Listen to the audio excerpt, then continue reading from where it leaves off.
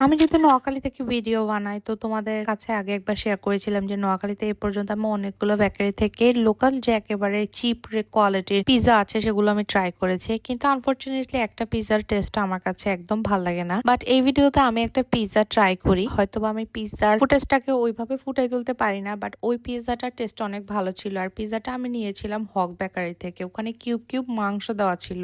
আর ওই পিৎজাটার প্রাইস নিয়েছিল মাত্র 180 টাকা। তোমরা যদি একদম 40, 50, 90 টাকার মধ্যে পিৎজা খোঁজো তাহলে তোমরাও আমার মতো পেঁয়াজ ছাড়া আর কিছুই পাবা না। কিন্তু যদি তোমরা প্রাইসটাকে আরো একটু বাড়াও, মানে আমি বলতে চাচ্ছি তোমরা যদি প্রাইসটা 200 বা 180 এরকম অ্যারাউন্ড করো তাহলে একটা ভালো মানের পিৎজা পেতে পারো। আর আমি হক বেকারি, যেহেতু আমি চৌমুহনীতে থাকি, তো আমি চৌমুহনীর যে হক বেকারিটা আছে আর কি রেলগেটে, ওইটা থেকে ট্রাই করি আর কি। আর আমার কাছে এটা টেস্টটা অনেক ভালো লাগে। কথা বলতে বলতে আমার জন্য আমি সকালে ব্রেকফাস্টে মেক করে নিই। আর আজকে ব্রেকফাস্টে আমি পাউরুটি টোস্ট করে নিই, এর সাথে ডিম পোস্ট রাখি, আর সাথে একটু বাঁধাকপি ছিল সেটাকে হালকা একটু লবণ দিয়ে সটে করি, আর এটার মাঝখানে একটু লেবু আর কাঁচামরিচ দিয়ে এটাকে ভালোভাবে সেঁকে নিই। আর এখন তোমরা দেখতে পাচ্তেছো আমি হচ্ছে আমার জন্য চটপটি বানাচ্ছি। আজকে চটপটিটা একেবারে পারফেক্ট হয় নাই, মানে একটু শক্তই ছিল বলতে গেলে। এটা যেদিন বানাই নেক্সট দিন আমি এটাকে আর একটু ভালোভাবে কুক করে আর একটু নরম করে নিই আর কি, যেটা খেতে অনেক ভালো লাগতেছিল। আর তখনই আমার বাসায় একটা বেল আসে বাইরে থেকে, দুপুরের